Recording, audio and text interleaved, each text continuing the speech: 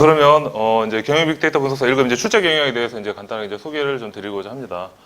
먼저 제가 이제 슬라이드를 준비해 온 것들은 좀 많이 있었는데요. 이런 것들은 이제 과감하게 그냥 넘어. 왜냐하면 이런 것들은 제가 이제 보여드리는 게 이제 일반적으로 이제 빅데이터라는 것은 많이 아시겠지만 이제 빅데이터를 도입한 기업들이 아직까지 그렇게 많지는 않거든요. 뭐 성공 사례라든지 이런 것들이 이제 공공 분야에서 좀 많이 이루어지다 보니까 그래서 거기에 대한 것들은 이제 뭐 설문조사 이런 것들을 통해서 나온 결과를 한번 보여드리고 이제 빅데이터가 아직까지는 좀 부족한 것 같아 보이지만 그래도 앞으로 저변 확대가 좀 더 많이 될 것으로 보이기 때문에 여기에 대한 것들 제가 사례를 보여드리려고 했는데요. 뭐 이거는 아마 일반적으로 많이 접해 보셨던 뭐 그런 부분들이기 때문에 과감하게 제가 넘어가도록 하겠습니다. 자, 이제 중요한 게 바로 뭐냐면 이거겠죠. 이제 빅데이터가 이제 성공적으로 활용하기 위한 조건 이렇게 얘기가 돼 있고요. 아마 이제 많이 아시다시피 기술도 좀 필요하고 인력도 필요하고 자원도 필요하다고 하는데 뭐 기술 같은 경우는 이제 저희가 이제 경영 빅데이터 분석사다 보니까 이제 경영 쪽하고는 조금 약간 어울리지 않는다라고 이렇게 보실 수가 있긴 하죠. 물론 이제 이런 기술까지도 좀 알면 좋긴 하겠지만요. 그래서 실제 저희는 이제 인력 쪽에 약간 초점이 많이 맞춰져서 보는데 아시겠지만 인력이라고 하는 건 이제 저희들이 실제로 이제 이런 자격증을 취득을 해서 이제 업무에 어떻게 활용을 할 수 있느냐라고 하는 그런 부분들이겠죠. 그런데 이제 필요한 능력들이 이제 이런 부분들이 많이 이제 경영이라든지 또는 통계학이라든지 뭐 경제학이라든지 이제 다양한 분야에 대한 어떤 이런 부분이 필요하지 않을까라고 이렇게 생각을 하고 있습니다. 자, 그럼 이제 저희가 이제 말씀드릴 내용은 뭐냐. 2급은 이제 어느 정도 지금 아마 취득하신 분들이 여기 와 계실 텐데요. 1급 같은 경우는 앞서 이제 노기성 교수님께서 말씀하신 것처럼 이제 기본적으로 2급은 이제 전반적으로 그냥 빅데이터가 어떤 것인지에 대해서 기본적으로 약간 이해하는 정도의 수준에 대해서 이제 개념적인 차원에서의 수준에서 저희들이 한번 이해도를 체크하는 그런 수준이었다고 한다면 1급 같은 경우는 조금 약간 다르게 좀 저희들이 이제 구성을 좀 해보았습니다.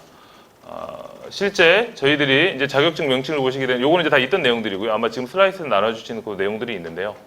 간략하게 보시게 되면 그 이제 1급 같은 경우는 똑같아요. 아마 그 지금 나눠드린 거 보시게 되면 2급 같은 경우는 저희가 한 75문항에서 이제 80분 정도의 시험을 보는 거로 돼 있잖아요. 물론 이제 시험 자체가 이제 오지선다형으로 이렇게 돼 있었고 이제 객관식으로 아마 돼 있었을 겁니다. 근데 1급 같은 경우도 아까 이제 교수님께서 설명하신 것처럼 저희가 좀 해보려고 이제 고민을 좀 했었는데 처음에 이제 저희도 이제 R이나 실기나 이런 것들을 보는 게 좋지 않냐. 왜냐하면 실무 능력을 향상하는 게 더 중요하잖아요. 예를 들면 ITQ가 됐다든지 다른 IT 플러스라는 이제 자격증들을 보면 거의 다 이론도 중요하지만 실제 R을 활용해 보는 것이 좋지 않나라고 해서 저희들이 고민을 좀 많이 했습니다.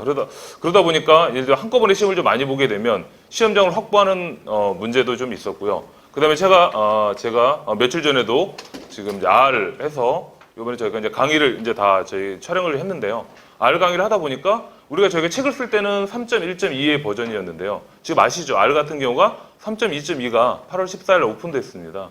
그러다 보니까 오류가 좀 생기게 돼요. 하다 보니까 실제. 왜냐하면 3.2.1이나 제가 3.1.2에서 또는 3.1.3에서 썼던 그 코드를 가지고 그대로 하고 있는데도 불구하고 오류가 좀 발생을 좀 하죠. R이 오픈소스다 보니까. 또 R이 그 자바 설정 환경이라든지 이런 거에 따라서 또는 컴퓨터 사양에 따라서 오류가 많이 생기게 됩니다. 그러다 보니까 고민 끝에 아까 교수님께서 말씀하신 것처럼 약간 실무 능력을 원래는 이렇게 PC상으로 검증하는 것이 가장 좋긴 하지만 거기에 이렇게 준하게 시험을 보는 것이 좋지 않나라고 해서 저희들이 이제 인증위원회에서 이게 결정을 좀 하였고요. 객관식으로 보도록. 시간 자체도 이제 뭐 2급하고 거의 유사한 형태로 되어 있습니다. 그래서 1급 같은 경우는 시험 범위가 총 이렇게 1과목하고 2과목으로 좀 나눠져 있는데요. 1과목은 이제 빅데이터 분석 기획 파트라고 돼 있고요. 아마 이제 그 교재가 이미 나와 있거든요. 1급 대비 교재가. 거기 보시게 되면 똑같이 빅데이터 기획 방법론이 이제 파트 1이고요. 빅데이터 분석 기법 파트 2, 그리고 빅데이터 프로젝트 관리가 파트 3가 될 겁니다. 여기 이제 이론 파트가 되는 건데 크게. 그래서 빅데이터 기획 방법론은 아마 저희들이 보통 2급 시험 보셨을 때처럼 기본적으로 어떤 그런 빅데이터 기억 방법론이 어떤 것인지에 대한 그런 사례라든지 이런 그런 개념들 위주로 해서 이렇게 오제선도로 측정을 하는 거고요. 그다음에 빅데이터 분석 기법은 아시겠지만 통계 파트도 있고 그리고 이제 데이터 마이닝이라든지 비정형 데이터 마이닝, 그다음에 데이터 시각화가 있거든요. 크게 파트가 3개. 그래서 똑같이 그것도 이제 개념 정도 수준에서 측정을 할 수 있는 부분에 대해서 이렇게 집어넣습니다. 물론 빅데이터 프로젝트 관리가 상당히 중요하긴 해요. 근데 문제를 이제 세 문제를 둔 것은 중요하긴 하지만 그래도 어떻게 돼요? 기억 파트가 좀 더 중요하게 이제 다뤄줘야 될 것 같아서 저희들이 이제 빅데이터 프로젝트 관리는 이제 세 문제로 이렇게 실제 구분을 하였습니다. 실기 같은 경우는 바로 뭐냐면 이 빅데이터 기억 방법론에서 제가 좀 이따가 이렇게 교재된 PDF 파일로 해서 간단하게 보긴 할 텐데요. 그래서 실제로 빅데이터 기획해서 이제 어떻게 돼요? 기획 사례 분석이라고 하는 거죠. 이제 특정한 이제 사례에 대해서 분석을 통해서 어떻게 하게 돼요? 여기에 대한 내용을 가지고 저희들이 실제 이거를 체크하는 형태로 해서 진행을 지금 이렇게 하려고 하고 있습니다. 그러니까 좀 이따 보여드릴게요. 그리고 이제 이 과목 같은 경우는 이제 빅데이터 분석이죠. 그러니까 R을 활용한 빅데이터 분석을 해서 실제 이제 실기라고 돼 있긴 하지만 이제 오지선당의 실기입니다. 그래서 R을 가지고 하고 있고 실제 문항수는 20문항으로 해서 총 45문항으로 이렇게 구성이 되어 있습니다. 그래서 기본적인 내용은 뭐 2급보다는 근데 1급 자체가 워낙 뭐 교재 양으로 좀 따진다면 제가 봤을 때는 2급은 이제 빅데이터에 대한 전반적인 개념 이제 수준이라면 1급 같은 경우는 기획 광고논이 들어가게 되고 그다음에 이제 R이라고 하는 파트가 좀 들어가게 되잖아요. 그러니까 R이 양이 상당히 좀 많거든요. 그러니까 일반 시중에 나온 뭐 R 쿡북이라든지 이런 책들하고 이제 저희 책 구성이 좀 다르게 되어 있습니다. 그래서 저희 책은 뭐 추론 통계학이라든지 이제 데이터 마이닝이라든지 이런 식에서 실제로 어떤 사례에 대한 어떤 그런 분석들도 들어가 있거든요. 그래서 그런 쪽에 위주로 해서 이제 시험에 대한 그런 출제를 지금 저희들이 하고 있기 때문에 그래서 아마 제가 봤을 때는 이 실기 파트에 대해서 좀 더 이렇게 고민을 좀 더 많이 해보셔야 되지 않나. 왜냐면 요건 이론적인 거잖아요. 한번 어떻게 보시면 2급처럼 이론적인 부분에 약간 초점이 많이 맞춰져 있다면 실기 같은 경우는 실제 그 사례에 대해서 정확하게 좀 인식을 하고 거기서 어떻게 생각을 하느냐에 따라서 이제 어떻게 돼요. 답이 틀려질 수 있는 그런 부분들이 있겠죠. 그리고 R 같은 경우는 실제 R을 활용을 해서 해보셔야 돼요. 왜냐하면 단순하게 뭐 그냥 책만 보고 여기서 뭐가 나올 것 같다 이렇게 해가지고는 안 되죠. 왜냐하면 실제 제가 소스 코드 나중에 보여드리긴 하겠지만 소스가 쭉 있습니다. 그래서 거기에 대한 내용들을 가지고 해서 시험 문제를 출제하는 그런 부분들이 있기 때문에 실제 R 같은 경우를 여러분들이 좀 더 많이 보셔야지만 직접 해보셔야 돼요. 책에 있는 내용들을 가지고 한번 따라해 보셔야만 실제 시험에 대비를 하실 수가 있을 것입니다.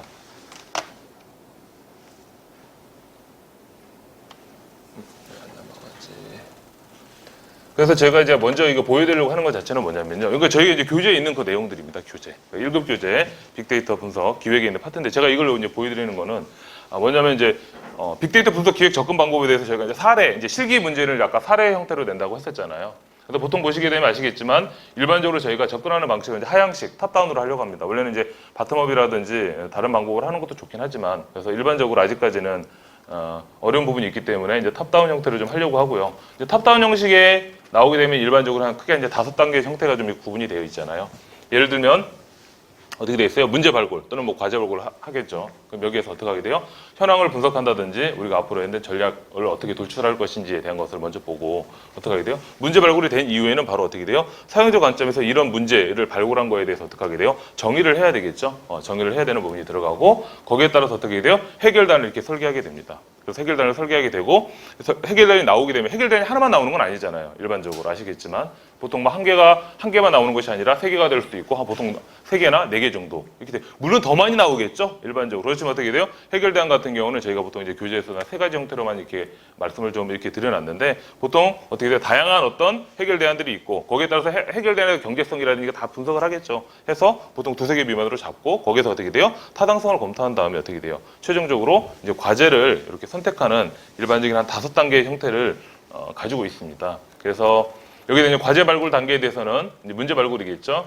또 같은 말인데 그래서 과제 발굴에 대해서는 어떤 것들을 하고 있는지에 대한 내용들이 여기 교재에 좀 나와 있고요. 그 사용자 관점에서 문제 정의도 어떤 식으로 되어 있는지. 예를 들면 앞서 나온 것 중에서 만약에 식별된 문제가 있다고 한다면 사용자 관점에서 얘를 어떻게 문제를 정의해야 될까. 그러니까 이런 것들 좀 생각을 많이 하셔야 됩니다. 그러니까 실기 문제는 단순하게 그 이제 사례가 되게 길거든요. 실제 여기도 제가 이제 샘플을 살짝만 보여드리긴 하겠지만 그래서 실제 식별된 문제에 따라서 사용자 관점에서는 어떻게 정의하느냐에 따라서 틀립니다. 그래서 문제 안에 그런 내용들이 다 있긴 합니다. 그렇지만 이런 내용들을 이제 구체적으로 안 보시고 그러니까 공부를 학습을 안 하시고 만약에 아마 대비를 하시게 된다면 상당히 어렵지 않을까라고 이렇게 생각을 합니다. 그래서 예를 들면 식별된 문제가 고객 이탈 현상이 심화되고 있다. 예를 들면 뭐 통신회사 같은 경우는 이제 고객 이탈 같은 경우가 상당히 많이 바뀌잖아요. 저 같은 경우도 뭐 SK를 썼다가 뭐 KT로 갔다가 LG로 가고 막 이렇게 하듯이 일반적으로 이제 고객 이탈 현상이 심화가 되고 있다고 한다면 이게 식별된 문제가라고 한다면 이제 사용자 관점이겠죠. 그러니까 사용자 관점이라는 얘기는 만약에 뭐 마케터일 수도 있고요.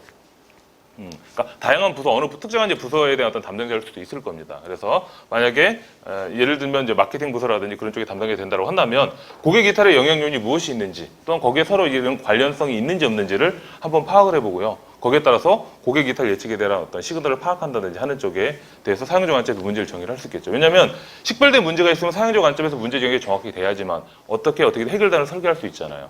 그래서 보통 이제 사용자 관점에서 문제 정의가 제대로 되지 않으면 해결단이 나올 수가 없는 그런 부분들이 있습니다. 그러니까 예를 들면 또한 뭐 여기 보면 세 번째처럼 환경 악화로 뭐 온난화든 기후 현상이 어떻게 돼요? 심각하게 이제 바뀌고 있다. 예를 들면 뭐 공문이 될 수 있거나 하게 된다면, 예를 들면 안 그러면 어떻게 돼요? 뭐 환경부에서 예를 들면 이쪽 환경 오염 또는 기후 변화에 대해서 이런 것들에 대한 어떤 뭐 사무관이 됐든 뭐 주무관이 됐든 간에 만약에 담당자가 된다라고 했을 때 어떻게 이런 문제가 있다라고 했을 때 사용자 관점에서 어떻게 볼 거냐라고 하는 거겠죠. 그럼 만약에 온난화가 공급 사슬에 어떤 영향을 미치는 건지에 대해서 한번 고민을 해보자라고 이런 식으로 해서 어떻게 하게 돼요? 사용자 관점에서 정확하게 어떻게 문제 정의를 하는 것이 필요합니다. 그래서 나오는 것처럼 식별된 문제 중에서 이제 빅데이터 분석을 통해서 시급 해결될 문제들이 있겠죠. 기회가 됐든 요구가 됐든 이런 것들을 어떻게 하게 돼요? 사용자 관점에서 어떻게 정의를 할 것인지. 그래서 여기 보면 최종 사용자 나와 있죠. 그래서 사용자 관점에서 문제 해결은 고객의 입장이 될 수도 있고요. 또 거기 실무자도 될 수 있고 정책에 대한 어떤 결정자도 될 수가 있는 겁니다. 그러니까 여기에 따라서 이런 것들이 이루어진다 보시면 되고요. 세 번째는 바로 이제 해결단 설계겠죠. 예를 들면 사용자 관점에서 문제 정의가 되면 거기에 따라서 어떻게 하게 돼요? 이 정의된 문제를 해결하기 위해서 다양한 방안들이 있잖아요. 그러니까 그런 방안들이 모색이 된다고 보시면 될 것 같습니다. 그리고 나와 있죠. 그러니까 교재 기본적인 내용들이 여기 다 나와 있습니다. 그래서 실제 어떤 데이터를 쓸 건지, 어떤 정보 시스템을 가지고 할 것인지라고 하는 걸 보겠죠. 예를 들면 뭐 기존 우리가 만약에 가지고 있는 시스템으로 충분히 이런 것들이 분석이 가능하다면 문제가 없겠지만 만약에 기존 우리가 보유하고 있는 시스템 자체가 상당히 부족해요. 그렇게 되면 어떻게 해야 될까 고민을 많이 해야 되겠죠. 그러니까 예를 들면 뭐 엑셀이나 간단한 거로 분석이 가능하다면 일반적으로 이제 분석 가능한 것들이 많이 있다라고 하면 상관없지만 만약에 예를 들면 뭐 하드웨어라든지 시스템을 직접 구축을 해서 해야 되는 그런 부분들도 있긴 하겠죠. 그러니까 물론 해결단을 설계할 때는 다양한 대안들이 도출될 수 있지만 현재 우리가 가지고 있는 어떤 자원이라든지 이런 것들을 제대로 고려를 해서 실제 결정을 해야 된다라고 하는 겁니다. 그러니까 예를 들면 이런 것들은 제가 이제 뒤에 이제 실제 사례 문제를 보여드리고 설명을 드리도록 하겠습니다. 그래서 이제 해결단이 설계가 되면 그 다음에 뭐가 필요하다면 바로 이제 타당성을 이제 분석을 해야 될 것 같습니다. 그래서 해결단이 이제 여러 가지 대안이 도출될 수가 있잖아요. 그래서 도출됐다라고 한다면 타당성 분석을 이렇게 하는 겁니다. 그래서 제시된 대안의 평가를 하기 위해서 각각 이제 다각적인 타당성 분석이 필요하겠죠. 그래서 예를 들면 여기 보시면 뭐 경제적 타당성이 있다라고 해서 크게 이제 뭐 세 가지 형태로 여기서 이제 보통 분석을 했는데 예를 들면 경제적 타당성이다. 그러면 비용 대비 편집 분석. 으로 해서 어떻게 돼요? 뭐 비용 항목은 예를 들면 데이터가 됐다든지 시스템이 된다든지 또는 인력, 유지보수 등과 같은 분석 비용으로 구성이 될 수 있다라고 하는 거고요. 그다음에 편입 같은 경우는 분석 결과를 적용해서 우리가 얻을 수 있는 거. 예를 들면 비용 절감이라든지 추가적으로 어떤 매출을 좀 더 올릴 수 있다든지 또는 브랜드 어떤 이미지를 제고한다든지 하는 그런 부분들이 있겠죠. 그러니까 어떻게 돼요? 실제로 우리가 얻을 수 있는 경제적인 어떤 가치를 약간 측정하는 쪽이라고 보시면 될 것 같고요. 그 다음에 이제 데이터 및 이제 기술적인 타당성 하는 부분들도 있겠죠. 그래서 빅데이터 분석에는 데이터가 존재하는지 안 하는지에 대한 여부. 그건 당연히 존재를 해야 되겠죠. 우리가 분석을 하기 위해서는. 근데 보통 우리가 해결단을 설계할 때 시스템 자체에 뭐가 있는지는 모를 수도 있잖아요. 보통 보면 데이터 DB에 워낙 많은 데이터들이 있는데 실제 우리가 필요한 데이터가 이 분석이 해결단으로 설계를 딱 했는데 만약 데이터가 없어요. 그럼 문제가 크잖아요. 그러다 보니까 그런 부분까지 환경에 대한 분석 영역이라는 이런 것까지 다 필요하다라고 하는 겁니다. 데이터가 진짜 우리가 분석을 하고자 하는 그런 데이터가 있는지 없는지 거기에 따라 어떻게 돼요? 분석 영역을 또 갖추고 있는 사람들이 있는지 없는지 여기에 대한 것들도 필요하고요. 또한 어떻게 하게 돼요? 기술적인 어떤 지식이라든지 이런 것들도 필요하게 되겠죠. 그래서 만약에 이런 것들을 우리가 가지고 있지 않다 내부에서 그런 경우는 어떻게 하게 돼요? 보통 우리가 외부 전문기관에 이제 평가를 의뢰한다든지 하는 경우가 있겠죠. 그러니까 보통 아웃소싱을 하는 겁니다. 그러니까 예를 들면 뭐 서울시청 같은 경우도 보면 서울시에 시내버스도 있고요. 이번에 서울시에도 이제 택시 이렇게 나왔잖아요. 하고 있는데 그런 분석을 할 때 아시면 서울시에서 다 하신 것 같아요. 그렇지 않습니다. 서울시에서 컨트롤은 하겠죠. 그러니까 실제 어떻게 하게 돼요? 서울시에도 그런 통계 담당관이라든지 분들이 다 계신데 그 인력 가지고 이제 다 못하잖아요. 왜냐면 서울시 통계라든지 다 하셔야 되는데 그래서 집중적으로 예를 들면 하드웨어 시스템을 구축을 하고 분석을 하고 뭐 로그 기록을 파악한다든지 택시 같은 경우는 위치 정보를 딴다고 하더라고. 택시 운행 기록 정보가 있잖아요. 그런 거 정보를 통해서 위치 기록을 따는데 그러니까 도로하고 실제 GPS 위치가 정확하게 다 맞지는 않잖아요. 다 매칭을 시켜야 되거든요. 그러다 보면 그런 것들은 실제 어떻게 하게 돼요? 시스템을 우리가 구축하거나 이렇게 긁어 오는 것 자체는 서울시에 살 수 없는 부분이 있다 보니까 외부에 어떻게 돼요? 전문기관 이런 것들을 의뢰하는 경우들이 상당히 많이 있습니다. 그러니까 파악을 해서. 그래서 여기 보시게 되면 뭐 그런 내용들이 쭉 나와 있습니다. 그래서 뭐 보안이나 요즘 보면 이제 프라이버시에 대한 문제들 상당히 많으니까 그런 부분까지 다 이제 고민을 하는 거고요. 그다음에 이제 마지막으로 보는 것이 바로 뭐예요? 그게 이제 운영력 타당성이라고 해서 우리 뭐 조직의 규모라든지 우리 조직 문화라든지 뭐 제반 여건들을 감안해서 실제 이런 것들이 우리가 운영이 가능한지 불가능한지를 한 번쯤에 대한 타당성을 한번 검토를 해보는 형태가 됩니다. 그러니까 이렇게 돼야 어떻게 돼요? 예를 들면 뭐 경제적인 부분 그리고 데이터적인 부분, 기술적인 부분 그런 다음에 운영력 타당적인 부분을 보고 최종적으로 어떻게 하게 돼요? 이러한 이제 과제를 선택하게 됩니다. 그러니까 최종에 항상 그렇잖아요. 그러니까 대안에 대해서 여러 가지에 대한 어떤 타당성을 분석을 통해서 결국은 가장 우월한 대안을 이렇게 선택을 하게 되는 부분입니다. 그래서 여기 보면 저희가 이제 하향식 접근 방법이 이제 과제를 투수 사례라고 있습니다. 이 부분이 아마 일반적으로 실기에 좀 나오게 될 텐데요. 당연히 이제 교재에 있는 내용을 가지고 시험에 내지는 않겠죠. 그런데 어떻게 돼요? 교재랑 유사한 형태로 해서 실제 일반적으로 이제 시험 문제를 출제를 하기 때문에 여러분들 특히 요거 실기를 대비하시려면 요 파트 있죠? 이 파트 자체를 잘 한번 이렇게 읽어보시고 어떻게 하게 돼요? 한 번쯤은 고민을 좀 해보셔야 됩니다. 물론 그래요. 이 교재에 있는 내용은 이제 교수님들께서 이제 저는 이 파트는 아니지만 교수님들께서 이제 다 이렇게 집필을 하신 부분이긴 하지만 이게 보는 사람의 관점에 따라 좀 틀릴 수가 있잖아요. 항상. 그래서 이제 사용자 관점에서 어떤 문제 정의라든지 이런 부분이 많이 틀려질 수가 있거든요. 그렇기 때문에 그런 부분은 이제 고려를 좀 하셔야 될 것 같습니다. 그리고 시험 문제는 어차피 사용자 관점에서 고려나 이런 부분을 저희가 기본적으로 이제 나열을 쭉 해드립니다. 시험 문제에서 쭉 해서 설명식으로 쭉 나오죠. 이런 형태로 해서 나중에 보여드리긴 하겠지만 보여드리고 거기에 따라서 이제 문제에 대한 질문들이 들어가겠죠. 보시면 여기 보면 예를 들면 이제 워머시의 일자리 뭐 수급 정책 보도 이건 약간 행정적인 겁니다. 행정적인 부분에서 만약에 일자리 수급 정책을 고도화하기 위해서 필요한 것이 무엇인지에서 고민을 하겠죠. 그럼 현황의 문제점을 파악을 하겠죠. 그래서 예를 들면 이거 같은 이제 구미시의 이제 사례긴 한데요. 그래서 실제 현황하고 문제점이 어떤 것이 있는지에 대한 것들에 대해서 이렇게 먼저 파악을 하고요. 그 다음에 거기에 따라서 이제 문제 해결에 대한 요구 사항들이 나오게 될 겁니다. 이렇게. 그래서 정책의 수립이 필요하다라든지 뭐 공무원 구축이 시급하다라든지 하는 그런 부분들이 있겠죠.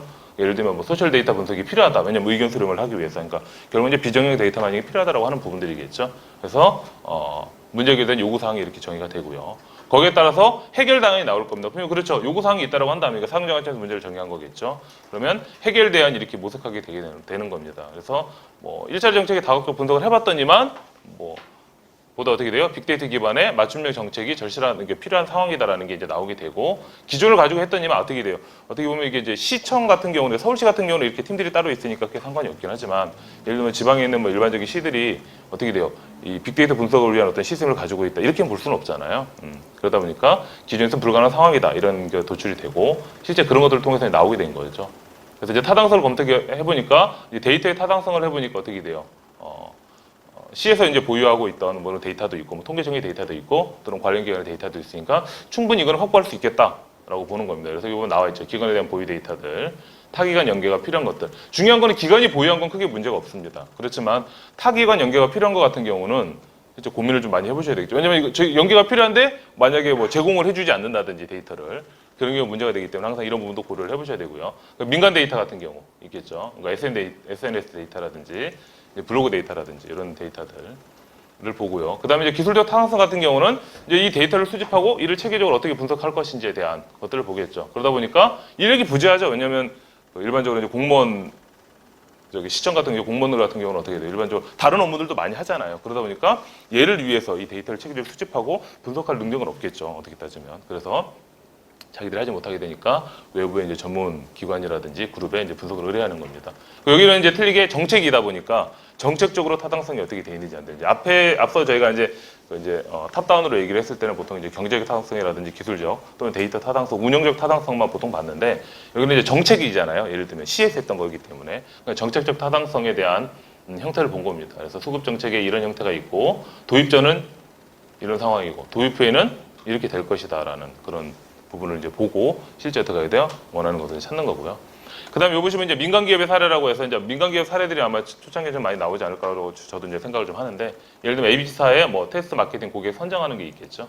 그래서 과제 발굴 단계에서 보면 뭐 여기 쭉 나와 있습니다. 그래서 이 친구 같은 경우 보면 ABC 같은 경우는 신제품 개발을 해서 고객에 대한 반응을 테스트하고도 하는데 일반적으로 신뢰성 있는 분석을 위해서는 500명의 고객으로서 테스트 결과가 있어야 한다라는 그런 부분들이 있는데 중요한 건 500명의 만약 이런 고객들을 확보를 해서 만약에 테스트 결과를 얻을 수 있겠느냐 또는 뭐 얻는다고 하더라도 과연 이게 신뢰를 할 수 있느냐 없느냐 뭐 이런 것들이 있겠죠. 그러니까 과거의 경험이 분명히 있을 것이고 거기에 따라서 임의로 고객을 선정해야 될지 아니면 충성도 높은 고객을 선정해야 될지 뭐 고민을 많이 하게 되겠죠. 그래서 보니까 과거 데이터에 의하면 단지 2% 고객만이 이러한 조사에 응했다라고 하는 거겠죠. 그러니까 이런 부분이 있으니까 어떻게 해도 우리 500명을 모집하기 위한 부분이 필요하겠죠. 그래서 과제 발굴 단계는 바로 이겁니다. 그래서 새로운 신제품이 있을 때 거기에 대한 어떤 반응을 테스트하고자 하는데 과연 이런 것들이 가능한지에 대한 거겠죠. 그럼 시제품 마케터의 관점입니다. 이거는. 그래서 뭐냐면 일반 마케터긴 하지만 어떻게 돼요? 시제품이나 새로운 제품이 나오게 되면 그걸 어떻게 해서 마케터는 그러니까 홍보를 하고 막 해야 되잖아요. 그런 것들에 대해서. 그래서 만약에 어떻게 돼 문제 제기라면 500명의 응답이 필요하다라고 할 경우 임의 고객을 만약 선택을 한다. 그럼 어떻게 돼요? 약 어떻게 보면 10,000명의 고객과 접촉을 시도해야 되고 이 중에서 예를 들면 그렇잖아요. 500명이 필요하다고 하면 이거 너무 근데 제가 많이 본 것 같긴 한데 이게 사례니까요. 예를 들면 그래서 10,000명이 아닌 만약에 5,000명이 된다든지 또는 2,000명이 된다든지 해서 그중에 500명을 추릴 수 있는 방법이 무엇인지를 봐야 되는 건데 여기는 이제 10,000명을 봐야 되죠. 그러니까 10,000명을 다 접촉한다면 전화로 하거나 또는 이메일로 하거나 보통 전화로 해야 되겠지. 이메일을 다 읽지 않는 경우가 상당히 많으니까요. 그러니까 10,000명과 접촉에 소요되는 비용이 상당히 많다라고 하는 겁니다. 그래서 따라서 빅데이터 관점에서 정의는 어떻게 해야 돼요? 어떻게 하면 고객 접촉 수를 최소화하면서 500명이라는 실질적인 응답을 얻을 수 있는가? 라고 하는 것이 바로 뭐예요? 사용자 관점. 여기서 사용자는 시제품 마케터가 되겠죠. 그 입장에서 이거를 이제 정의를 하게 되는 겁니다. 그래서 거기에 따라 대안을 이렇게 설계를 하게 되죠. 앞서 이제 문제 정의를 했기 때문에. 그래서 크게 이제 세 가지 형태로 이렇게 나오게 되는 겁니다. 그래서 이제 RFM 형태로 해서 이제 분석을 좀 할 수도 있겠죠. 그래서 일반적으로 CRM에서 많이 하고 있는 RFM 분석을 좀 한다든지, 좀 최근성이 높다라고 하는 경우, 여기서 이제 그래서 RFM 중에서 최근성만 맞는데 최근성이 높으면 고객 충성도 높을 수 있다. 그럴 수 있겠죠. 왜냐하면 최근에 구매 빈도가 있었다라고 한다면, 근데 이것도 좀 약간 애매하긴 하죠. 그 다음에 이제 고객 집단에서 거래 금액이 높으면 충성도 높은 거 아니냐라고 하는 거죠. 금액별로 보는 거. 그 다음에 과거에 실시했던 유사 데이터를 이용해서 어떤 요인들이 고객 응답에 영향을 미쳤는지. 를 보고 어떻게 하게 돼요? 거기에 따른 인가 분석 모형을 이제 도출을 해서 현재 고객 입단하게 어떻게 돼 적용하는 것이 좋지 않나라고 해서 어떻게 돼요? 임의로 지금 정해놓은 겁니다. 이런 거 대안 같은 경우들도. 그래서 여기에 따라서 경제적 타당성, 데이터 기술적인 타당성, 어떻게 돼요? 운영적인 타당성 이런 식으로 해서 어떻게 돼요? 여기에 대한 것들을 이렇게 분석을 한 그런 부분들입니다. 그래서 여기서 실제 이런 것도 통해서 이제 봤더니만 1번과 2번 대안은 어떻게 돼요? 시제품에 대한 특성을 고려하고 있지 않기 때문에 어떻게 돼요? 어렵기 때문에 실제 어떻게 대안 사항을 최종으로 이렇게 선택을 하게 되었다라고 해서 어떻게 하게 돼요? 실제 대안 선택을 하게 되는 겁니다. 그러니까 제가 이걸 왜 보이냐? 물론 이제 나중에는 이제 저희들이 초창기니까 이제 탑다운 형태가 좀 나오긴 하겠죠. 나중에 이제 바텀업이라든지 하는 이제 프로타입까지 이제 저희 규제는 이제 3가지 형태가 나와 있는데요. 현재는 아마 탑다운 형태로 좀 이렇게 출제를 좀 할 것 같고요. 향후에는 아마 이제 좀 데이터라든지 많이 모이게 되면 이제 상향식 데이터가 많은 접근하기 데이터를 통해서 어떻게 해야 돼요? 현재 우리가 가지고 있는 데이터를 통해서 거꾸로 올라갈 수 있는 것까지 나오지 않을까라고 생각하는데 아직까지는 뭐 거기까지 나올 것 같지는 않습니다. 저희가 이제 이걸 왜 보여드렸냐면요. 실제 여기 이제 문제를 이제 보여드리기 위해서 제가 보여드린 겁니다. 그래서 1과목에 이제 저희가 보면 그 이론적인 부분은 좀 제하고 이제 실기 파트만 좀 말씀드리면요. 빅데이터 기획이다라고 해서 여기 보면 사례가 나와 있죠. 제가 쭉 읽어드릴게요. 잘 안 보시는 분들이 계셔서 온라인 쇼핑몰의 경쟁이 그 어느 때보다 치열해지고 있다. 현재 우리가 운영하고 있는 쇼핑몰이 보유한 정보 시스템 예를 들면 하드웨어도 될 수 있고 또는 서버라든지 DB 관리 솔루션은요 여유가 있는 편이라고 지금 여기 얘기합니다. 그렇지만 기존의 정보 시스템으로는 고객에 대한 어떤 세분화가 어렵고 문제점이 있어 새로운 접근 방법이 필요하다. 그러니까 나는 지금 현재 온라인 쇼핑몰 마케터이고 온라인 쿠폰을 지금 현재 발행을 하고 있는데 온라인 쿠폰에 대한 어떤 클릭률, 응답률 자체가 3% 미만이다.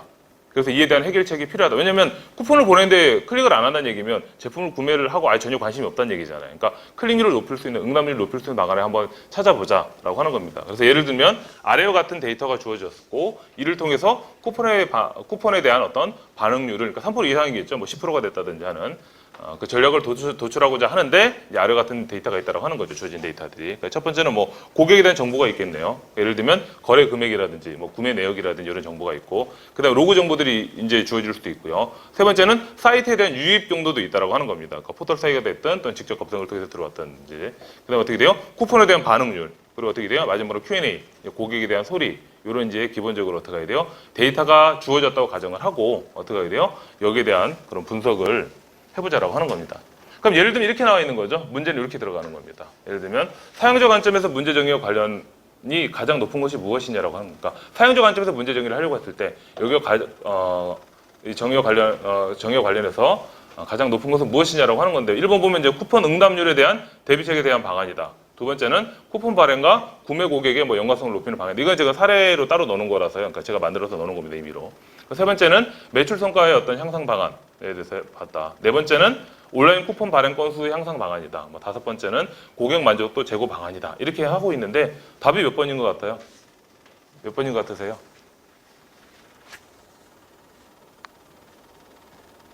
너무 빨리 제가 그 앞에 사례를 보여. 원래 사례는 좀 더 길게 나올 수가 있습니다. 그러니까 사례에 제가 아까 많은 내용을 집어넣지는 않았는데요. 간단하게 이제 그 예시만 보여드리려고. 원래는 아마 실제 시험 문제 출제가 되면 사례는 아까 제가 보여드린 거에 한 2배 정도는 되지 않을까. 그래야지만 어떻게 해야 돼? 그 사례 안에 사례를 쭉 읽으시고 그 밑에 문제를 풀 수 있도록 지금 출제요.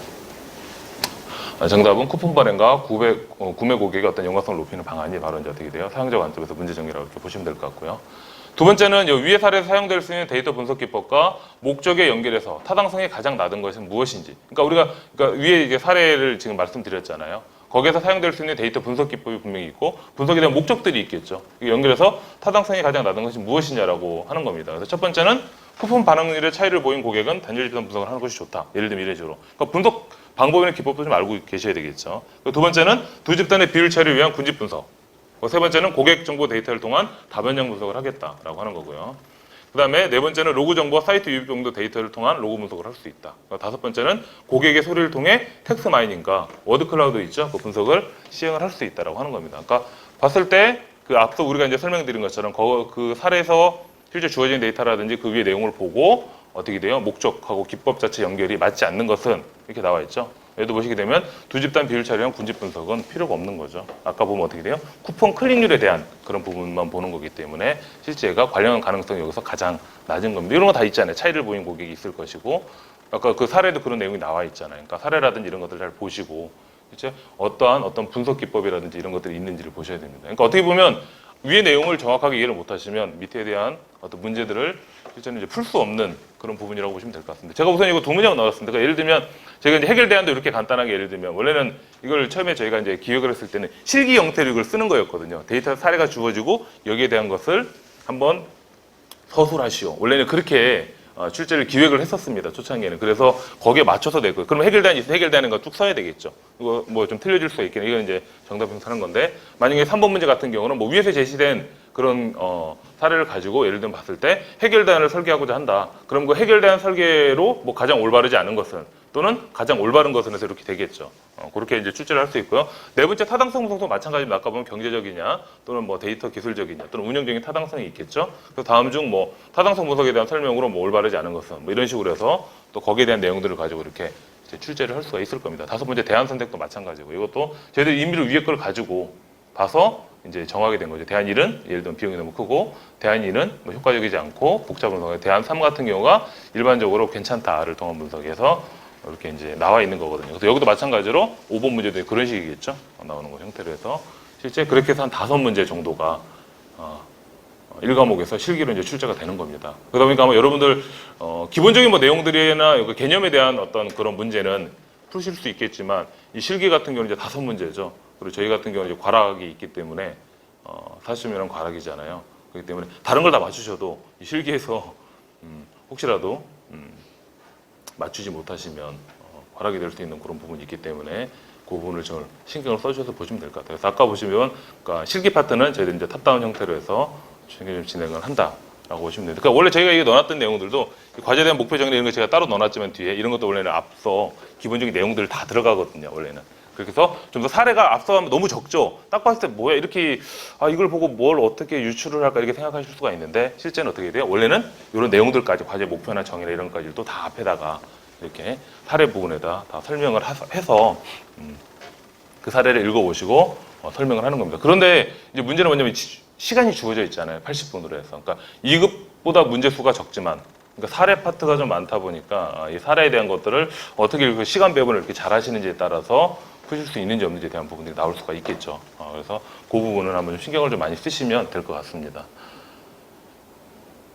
그리고 이제 이 과목은 이제 R을 활용한 이제 빅데이터 분석인데요. 그러니까 이거는 이제 기본적으로 어떻게 하게 돼요? 그러니까 R이라고 하는 자체가 이제 통계 프로그래밍이긴 하잖아요. 그래서 보통 저희들이 이제 비주얼 베이직이라든지 C라든지 자바나 보통 저희가 학교에서 시험 볼 때는 그냥 PC상으로 보는 경우도 있긴 하지만 종종 최근에는 이제 PC상으로 볼 때 PC가 특히 R 같은 경우 제가 아까 말씀드렸잖아요. 제가 저번 주 금요일 8월 14일도 제가 이제 R 이거 저기 촬영을 했고요. 그 다음에 또 8월 19일인가 그때 제가 촬영을 했었는데 오류가 막 생기게 돼요. 그러다 보니까 일반적으로 이렇게 보는 경우 상당히 많이 있습니다. 그래서 기본적으로 어떤 명령어라든지 이런 것들이 있죠.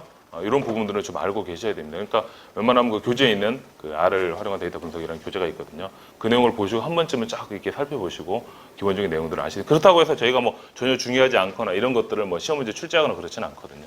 예를 들면 첫 번째 한번 볼까요? 다음 중 순서형 변수를 만들기 위해서 뭐 사용하는 명령어는 무엇인가? 라고 이렇게 되어 있습니다. 어떤 것 같으세요? 이건 좀 쉽죠? 순서형 변수를 만들 순서형 형태로 간다라고 되어 있잖아요. 어떤 게 있을까요? 정답은 몇 번인 것 같으세요? 아직 책에는 혹시 이런 건 안 보셨죠? 그 관련 이 1급에 관련된 아마 대비 교재를 아마 안 보시고 아마 하시는 분들이 계실 텐데 아마 보셨으면 아마 아실 텐데 보시지 않으셔서 설명드리면 오더월드 이렇게 돼 있습니다. 그래서 기본적으로 그리고 이번에 지금 3.2로 업그레이드 되면서 예전에는 이거를 이제 ORD, ERD 한 다음에 제가 괄호까지 다 쳤는데요. 예를 들면 ORD 정도까지만 쳐도 바로 어떻게 하게 돼요? 떠요. 예전에 비주얼 베이직처럼. 상당히 좀 더 R을 사용하시기가 편합니다. 두 번째 같은 경우는 다음 중 R에서는 가장 기본적인 데이터셋의 형태를 무엇이라고 하는 거예요? 기본적으로 물어보는 겁니다. 그러니까 R에서 일반적으로 가장 기본적인 데이터셋의 형태는 바로 벡터거든요. 그래서 이런 것들 뭐 간단한 거겠죠. 보여드렸으니까 이건 시험에 나오지는 않겠죠. 이미 이제 오픈된 거기 때문에 시험 문제를 낼 수 없긴 하겠지만 살짝 뭐 바꿔서 낸다든지 할 수 있으니까 이런 내용들이 있고요. 그 다음에 뭐 이렇게 다음 중 벡터에 대한 설명을 옳지 않은 것은 왜냐면 일반적으로 저희가 보통 이제 C라는 것을 많이 들어가고 벡터에 대한 것들을 많이 합니다. 그래서 보통 저희가 2편, 3편이 기본적으로 이제 벡터라든지 매트릭스 있죠. 뭐 행렬이라든지 리스트라든지 데이터 프레임. 그러니까 일반적으로 R에서 많이 사용해요. 그러니까 앞부분에 대해서 저희가 기본적인 이런 명령어라든지 거기에 대한 내용들을 먼저 2, 3편에 저희가 총 10편으로 구분이 되어 있거든요. 그 교재 자체가. 그래서 1편은 설치입니다. 설치. 기본적으로 설치고 뭐 헬프 뭐 이런 형태들이 좀 구분이 되어 있고요. 그리고 2, 3편은 처음에 거기에 대한 내용들이 있습니다. 그래서 보통 그 부분을 뒤로 옮길까 아니면 뺄까 이런 고민도 좀 했는데 아무 의미 없이 전혀 없이 그냥 따라하는 건 문제가 있다고 생각을 해서 물론 앞에서는 따라하는 부분이 있지만 뒤에 가서 보시면 이해가 되실 거예요. 왜냐하면 이 벡터라는 게 이런 의미를 가지고 있구나. 이때는 데이터 프레임이 이런 의미를 가지고 있네라는 걸 아셔야 되기 때문에 그래서 이런 문제는 많이 내지는 않을 겁니다. 왜냐하면 이런 문제를 솔직히 약간 지양을 좀 하려고 하지만 그래서 이 문제는 똑같이 낼 수도 있죠. 살짝만 바꾸면 되기 때문에 이런 문제 충분히 낼 수도 있습니다. 그래서 보시면 알겠지만 다음 중 벡터에 대한 설명을 올바르지 않은 것은 뭐 이런 식으로 해서 이 벡터하고 보통 이제 저희가 이제 그 매트릭스 행렬하고요, 데이터 프레임하고 그 리스트 같은 경우는 보통 많이 얘기를 하거든요. 그래서 거기에 대한 것들은 이제 나오지 않을 거라고 생각을 합니다. 그래서 벡터는 하나 이상의 문자, 숫자 등의 뭐 집합이라고 할 수 있다. 예를 들면 뭐 하나의 엘리먼트만 있다고 하더라도 벡터로 간주되는 것은 일반적이다. 이거는 거의 이제 교재에 나온 내용들입니다. 다. 그리고 벡터는 기본적으로 뭐 문자라든지 실수라든지 정수, 논리 등의 타입을 가질 수도 있다. 중요한 것은 벡터 내의 타입은 항상 같아야 된다는 것이다. 다섯 번째, 벡터는 중첩되어 사용될 수 있다라고 하는 겁니다. 여기서 정답은 뭐 어떤 것 같으세요? 우juk 교재를 안 보셨으니까. 하지만 벡터는 중첩되어 사용될 수가 없습니다. 그래서 이게 이제 정답이 되는 거고요. 그러니까 이런 문제는 좀 지양을 할 겁니다. 왜냐하면 뭐 저기 이제 프로그램 쪽 관련된 부분들인데 너무 일반적인 내용들이 좀 많이 나오니까요. 이거 지양을 할 거고요. 그 다음에 4번 보시게 되면 다음 중 벡터의 길이를 알고자 할 때 사용하는 이런 거 다 있습니다. 뭐 시퀀서를 쓴다든지 뭐 그런 내용들이 있거든요. 이런 명령어들에 대한 설명들이 각각 다 저희가 2, 3편에 다 설명들이 나와 있습니다. 그래서 기본적으로 하면 2, 3편에서 이런 명령어에 대한 시험 문제들은 거의 다 나오고요. 그러니까 사례를 보분해서 설명을 드릴게요. 그래서 벡터의 길이를 알고자 할 때 일반적으로 사용하는 시퀀서 연속 이거 SEQ 이렇게 돼 있거든요. 이거는 뭐 시퀀서라고 다 써놨지만 보통 SEQ로 해서 이렇게 나오는 경우가 있거든요. 그래서 보통 이것도 얘랑 얘랑은 좀 틀립니다. 의미 자체가. 이런 것도 교재에 다 설명이 다 나와 있습니다. 그래서 쓰실 때. 그래서 nrow긴 한데 대문자로 된 nrow를 써야지 소문자로 쓰시면 전혀 다른 의미를 가지고요. 그 다음에 다섯 번째 같은 경우는 다음 중 두 개의 범정인 변수가 있을 때 예를 들면 이제 9편, 10편에 있는 그런 내용 같은데요. 그러니까 9편, 10편을 보시게 되면 9편은 추론 통계라고 돼 있습니다. 그래서 뭐 카이스케 테스트라든지 뭐 샤프로 테스트라든지 투샘플 프로포션 테스트라든지 각각에 있습니다. 어떤 뭐 단일 집단 평균 분석이냐, 뭐 두 집단 평균 분석이냐, 두 집단 비율 분석이냐 이런 형태로 이게 쭉 구분이 되어 있거든요.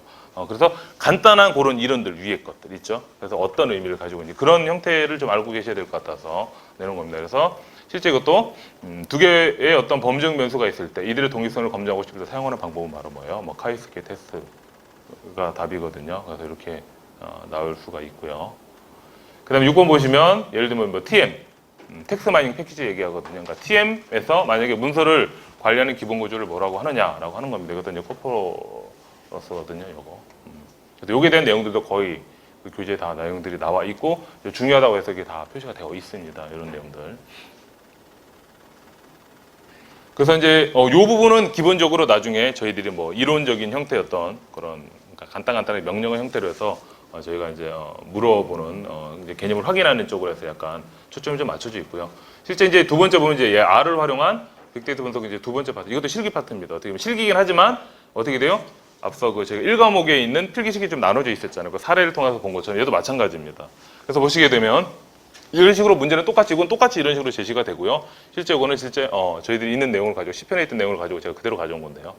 다음 매장 입구에서 실시하는 홍보 이벤트의 효과는 있는 것일까라고 하는 거죠. 예를 들면 이렇게 보통 매장 입구에 들어가기 전에 이렇게 그 배너 같은 거 이렇게 달아놓잖아요. 홍보 이벤트를 했을 때 과연 이것은 효과가 있을까 없을까라고 한번 고민을 해보자라고 하는 겁니다. 그래서 이런 분석을 위해서 필요한 데이터라든지 변수명이 있으며 분석 문제를 아래와 같이 이렇게 제시를 한 겁니다. 이 제시는 똑같이 돼요. 그 데이터 같은 경우는 일반적으로 A화학의 치약 제품 B에 대해서 표본 고객들에 대한 구매 여부에 대한 데이터, 조사 데이터가 가지고 있는 겁니다. 엑셀로. 그래서 예를 들면 보통 매장에서 고객들이 구매하는 비율이 10% 선인데 대형 매장의 입구에서 만약에 부스를 만들어서 홍보를 하면 구매 비율을 높일 수 있다. 라는 것 때문에 어떻게 돼요? 프로젝트 한번 진행을 해보자라고 하는 거겠죠. 그래서 변수명은 이렇게 딱 주어집니다. ID. 그리고 어떻게 돼요? by. 그러니까 구매를 했으면 1, 구매를 하지 않았으면 0 이렇게 돼 있고요. 분석 문제도 이렇게 이제 기본적으로 제시가 되어 있습니다. 그래서 뭐 분석 문제 제시에 대한 건 뭐 따로 시험 문제 내지 않고 여기에 대해서 어떤 저희가 명령어를 쓰는 건지, 소스를 쓰는 건지에 대한 것들을 이제 확인하는 거거든요. 코드를. 그래서 분석 여부도 다 있죠. 뭐 구매 여부에 대한 빈도수와 비율에 대한 기술 통계량 값을 뭐 별도로 구하시오라든지 구매 여부에 대한 빈도수와 비율 값을 뭐 테이블 형태로 뭐 동시에 한번 표현해 봐라라고 하는 것들.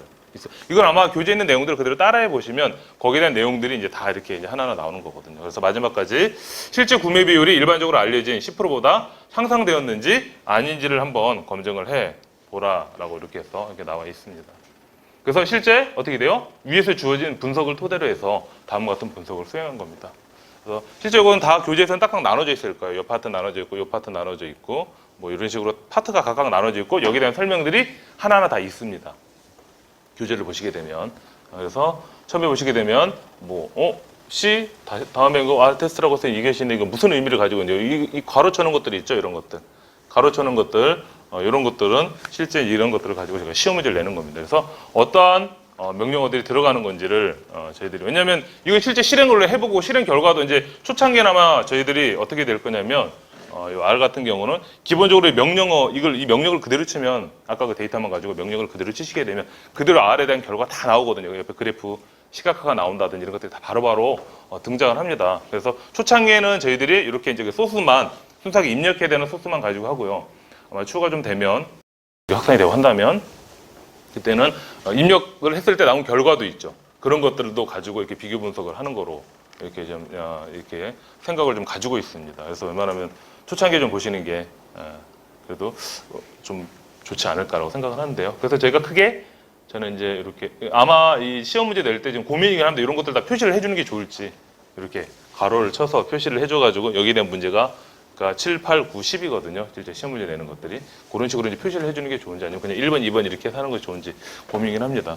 그래서 메뉴 보시게 되면 일반적으로 이제 저희가 교재에 나와 있습니다. 왜 이거를 이렇게 해놔야 되는지에 대한 건데요.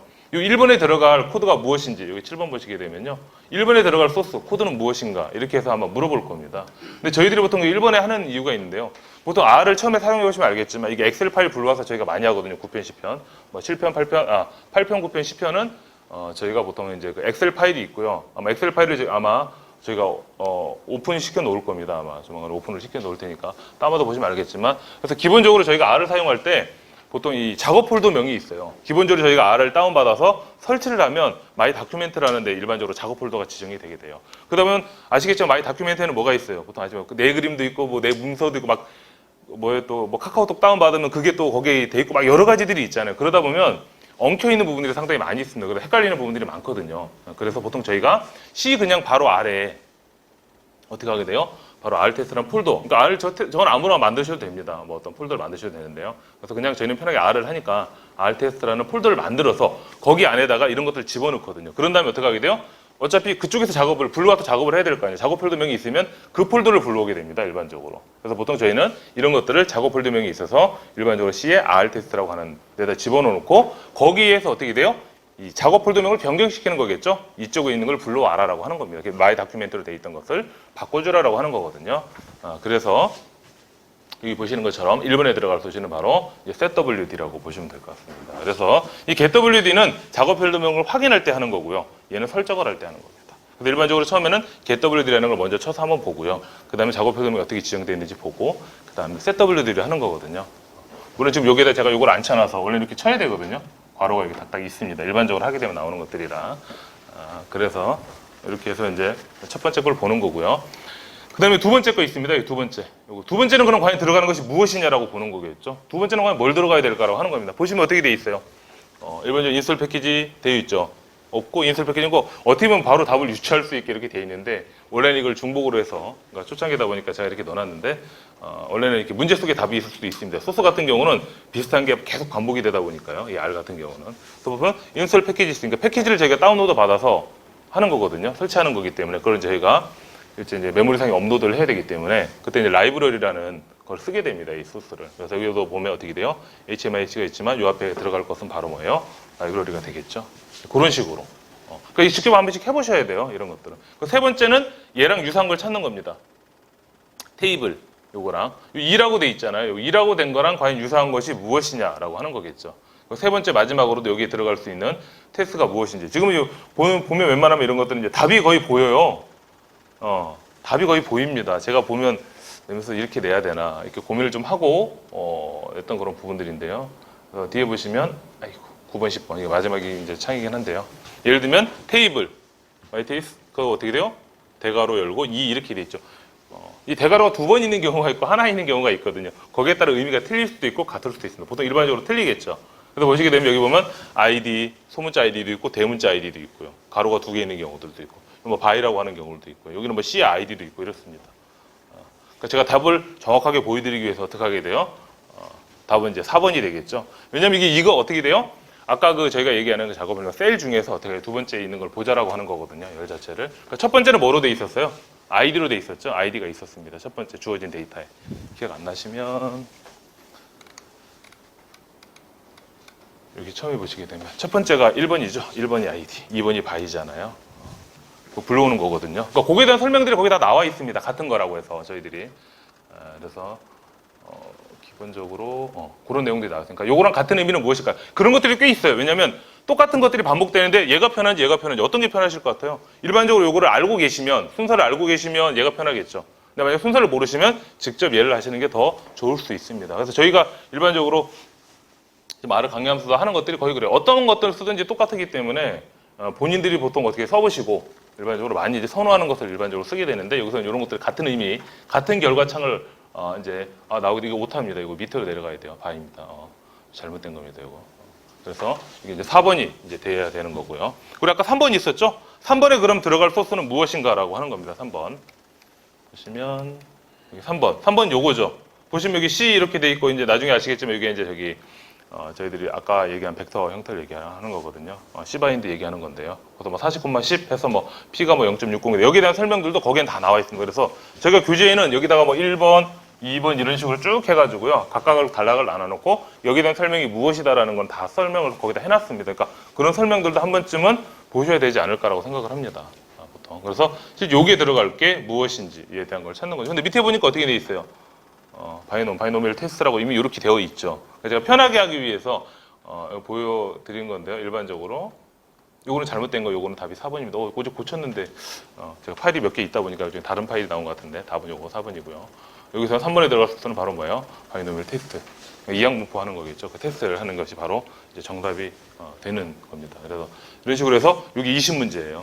그래서 아마 이런 문제가 한 2개 정도 나오겠죠. 이런 문제들이. 그래서 보통 이 문제는 제가 지금 생각하기로 9편, 10편에 있는 것 중에서 그래서 고민이 됩니다. 10편을 낼까, 9편을 걸 낼까 고민 중이긴 합니다. 그래서 어떻게 다 말씀드렸죠. 9편, 10편에 저희가 한 7개인가 8개 정도가 있고 이런 사례가.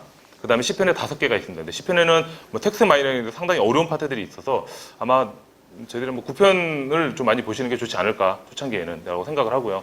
어차피 이제 교재에서 어느 정도 이제 시험 문제들이 거의 이거는 아시겠지만 거의 똑같이 낼 수밖에 없는 그런 형태의 구조들이에요. 왜냐면 이걸 바꾼다고 하더라도 살짝만 뭐 이제 변수명이라든지 아이디명만 바뀌겠지 다른 게 바뀔 게 별로 없습니다.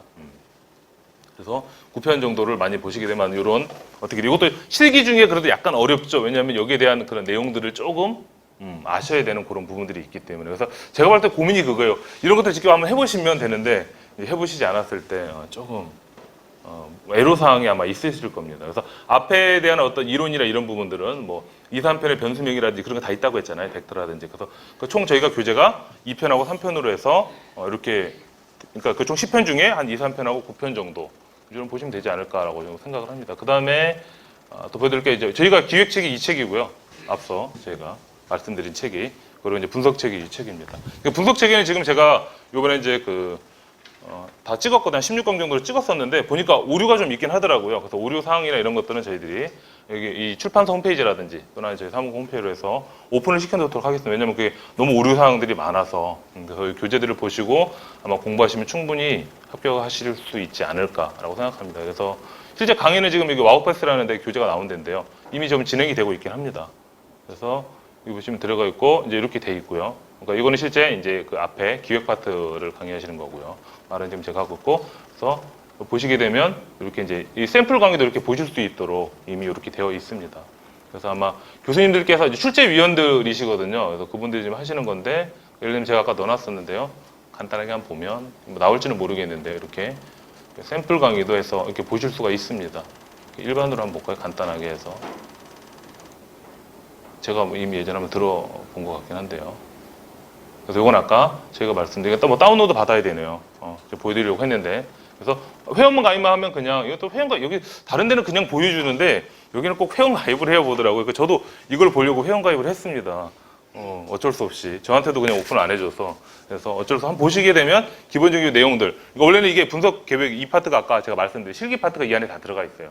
그래서 이 교수님께서 실제 이 파트를 담당하고 이제 출제를 하시다 보니까 아마 이 강의를 한번 들어보죠. 요거는 오픈돼 있네요. 그냥 94분짜리인데. 3개 차시, 30분씩 찍어야 되는데 3개 차시로 돼 있는데 아마 하나로 뭉쳐져 있다. 요거 들어보시면 아마 교수님들의 생각을 어떤 생각을 가지고 계신지를 아마 구체적으로 알 수 있지 않을까라고 생각을 하고 뭐 통계 파트나 이런 것들 일반적인 형태를 내는 거고요. 그러면 R도 지금 다 올라오긴 했네요. 벌써 지금 근데 어느 정도까지 올라오는지 모르겠죠. R 시작하기부터 해서 쭉 해서 저도 이제 제가 한 이틀간 지금 촬영을 한 이런 내용들 아마 저는 얼굴은 안 나오고 아마 화면만 나올 거예요. 화면만 나오고 목소리만 많이 듣던 목소리다 이렇게 생각하실 수 있을 겁니다. 그래서 쭉 해서 거기에 내용들이 쭉 나옵니다. 중간중간에 제가 이런 것들은 중요해요. 이런 것들이 있긴 했습니다. 그래서 요거는 직접 뭐 혹시라도 만약에 어려우시면 강의를 드셔도 좋고요. 만약 안 되시면 좀 아시는 분들은 책에 있는 내용을 그냥 따라해도 크게 오류사항이 없습니다. 그러니까 오류사항이 있는 것들은 저희가 정리를 해서 따로 올려놓을 테니까 그렇게 해서 한번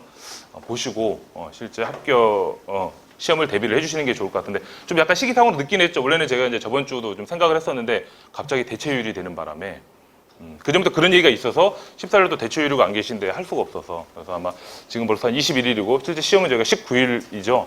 그러다 보니까 얼마 안 남아서 약간 촉박할 수 있긴 하지만 그래서 한 번쯤은 이렇게 해서 대비를 좀 해보시면 좋을 것 같다는 생각에서 출제 경영에 대한 전반적인 내용을 설명을 드렸습니다. 혹시 뭐 기타 궁금하신 사항이나 이런 부분이 있으시면 질문을 좀 해주십시오.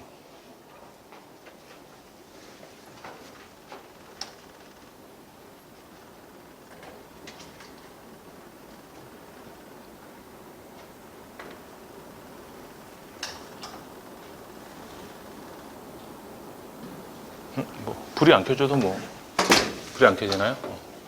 혹시 뭐 질문 사항 없으신가요? 너무 들어보시니까 공부하실 내용이 너무 방대한가요? 왜냐면 교재가 거의 300페이지, 300페이지거든요.